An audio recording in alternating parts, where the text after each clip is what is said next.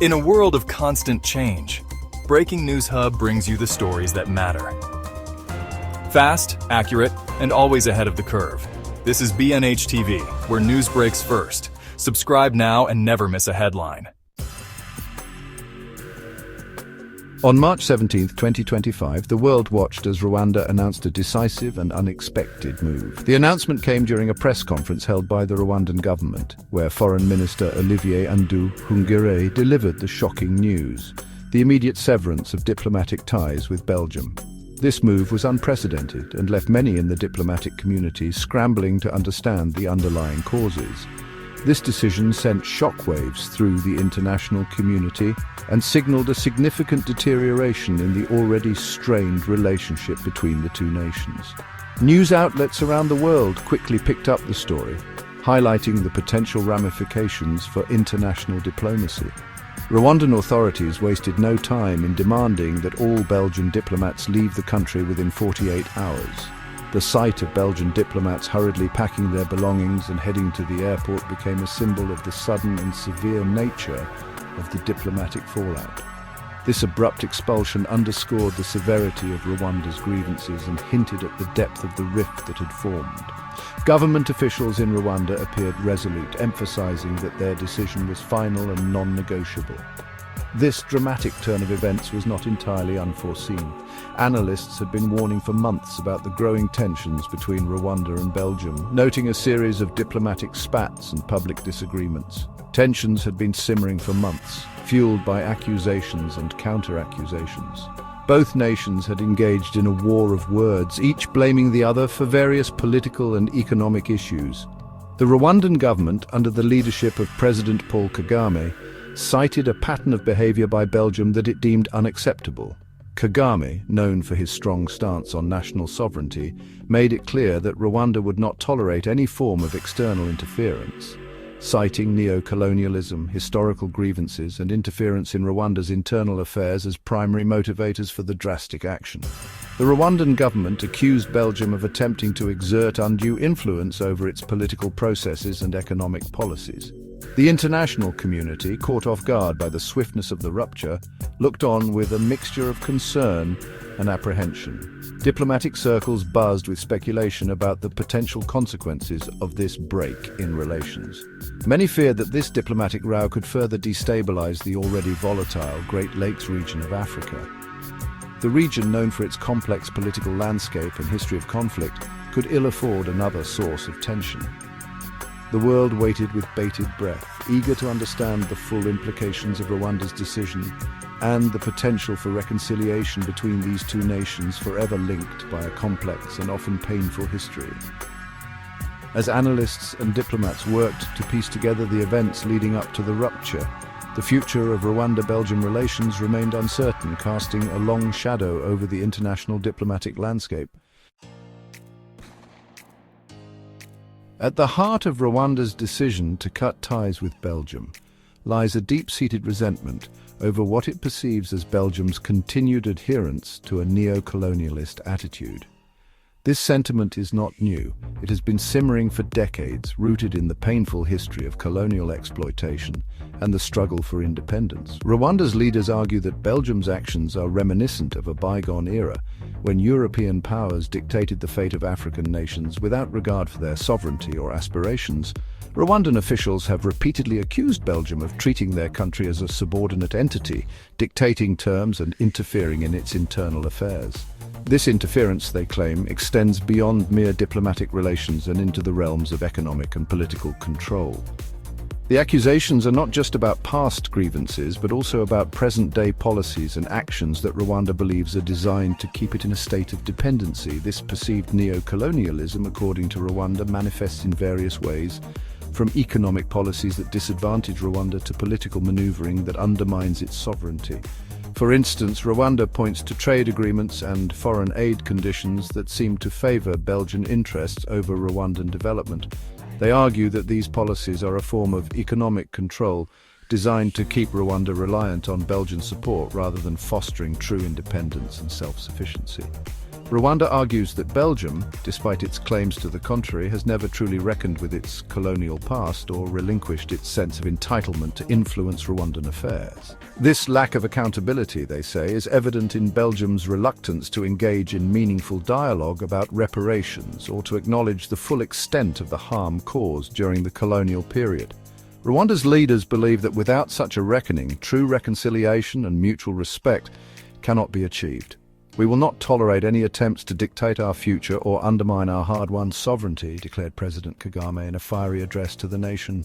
His words echoed the sentiments of many Rwandans who feel that their country's independence and progress are constantly under threat from external forces. Kagame's speech was not just a political statement, but a rallying cry for national unity and self-determination. Belgium must understand that the era of colonialism is over, and we will not hesitate to defend our independence.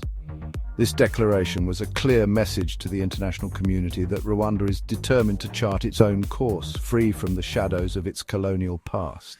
It also served as a reminder that the wounds of colonialism are still fresh for many Rwandans, and any perceived attempts to undermine their sovereignty will be met with strong resistance. This sentiment resonated deeply with many Rwandans, who view Belgium's actions through the lens of their country's history. For them, the struggle for independence is not just a historical event, but an ongoing process that requires constant vigilance and effort. The memories of colonial rule and the fight for freedom are woven into the fabric of Rwandan society, influencing how they perceive and respond to contemporary issues. For them, Belgium's alleged interference is not simply a matter of diplomatic protocol, but a continuation of a long and painful legacy of exploitation and control. This perspective shapes Rwanda's foreign policy and its interactions with former colonial powers.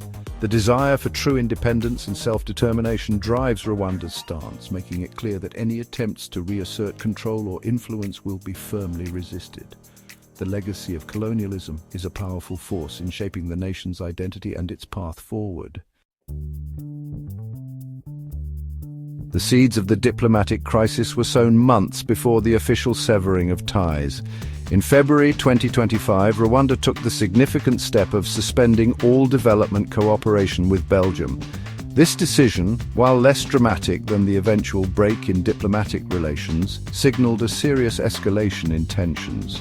Rwanda accused Belgium of actively sabotaging its efforts to secure development finance from international institutions.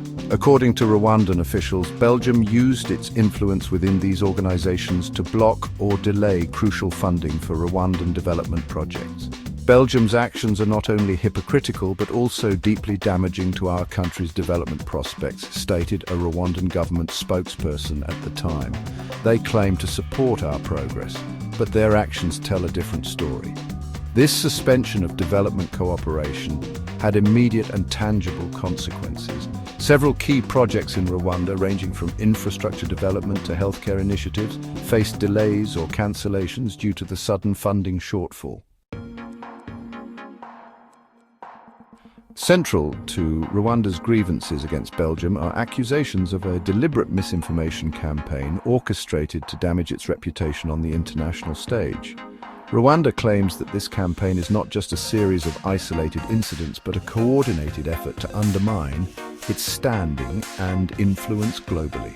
The Rwandan government has been vocal about these concerns, bringing them to the attention of international bodies and seeking redress through diplomatic channels. Rwanda alleges that Belgium has been actively spreading falsehoods and distortions about its government, its policies, and its role in the region. These allegations are backed by what Rwanda describes as a pattern of biased reporting and selective information dissemination that paints Rwanda in a negative light. The Rwandan authorities argue that such actions are not only unethical but also harmful to the country's international relations and development efforts. This alleged disinformation campaign, according to Rwanda, takes various forms. It includes the publication of misleading articles in prominent Belgian newspapers, the broadcasting of biased news segments, and the spread of unfounded rumors through social media platforms. Rwanda asserts that these actions are designed to create a false narrative that undermines its achievements and portrays its government as unstable and repressive. It points to biased reporting in Belgian media, where stories are often framed in a way that highlights negative aspects while ignoring positive developments. This selective reporting, Rwanda argues, skews public perception and fosters a climate of mistrust and misunderstanding. The Rwandan government has called for more balanced and fair coverage that accurately reflects the realities on the ground. The dissemination of misleading information through diplomatic channels, which Rwanda claims is part of a broader strategy to isolate it diplomatically. This includes the sharing of negative reports with other countries and international organizations, thereby influencing their views and policies towards Rwanda. The Rwandan government has urged the international community to critically assess the information being circulated and to seek out multiple perspectives, and the amplification of negative narratives about Rwanda by Belgian officials and academics. Rwanda contends that these narratives are often based on outdated or inaccurate information and fail to acknowledge the significant progress the country has made in areas such as economic development, governance, and social cohesion. The Rwandan government has called on academics and policymakers to engage in more constructive and evidence-based dialogue. Belgium seems determined to paint a false and negative picture of our country to the world, lamented a high-ranking Rwandan diplomat. This sentiment is echoed by many within the Rwandan government who feel that Belgium's actions are driven by a desire to maintain influence and control over Rwanda's affairs. They argue that such interference is a relic of colonial attitudes and is incompatible with the principles of sovereignty and mutual respect. Their actions are not only unfair, but also deeply damaging to our efforts to build a prosperous and stable future. Rwanda has made significant strides in rebuilding its economy, improving governance, and fostering social harmony since the devastating genocide of 1994. The Rwandan government believes that Belgium's alleged misinformation campaign threatens to undermine these achievements and hinder its progress towards sustainable development. Rwanda argues that this alleged misinformation campaign is part of a broader strategy to undermine its government and its achievements. The Rwandan authorities see this as an attempt to weaken their position both regionally and internationally, making it more difficult for Rwanda to assert its interests and pursue its development goals. They have called on the international community to support Rwanda in its efforts to counter these negative narratives and to recognize the progress it has made. It views Belgium's actions as an attempt to maintain its influence and control over Rwanda even in the post-colonial era. Rwanda's leaders argue that true independence means being free from external manipulation and interference. They are determined to protect their country's sovereignty and to continue on their path of development and self-determination, despite the challenges posed by these alleged misinformation efforts.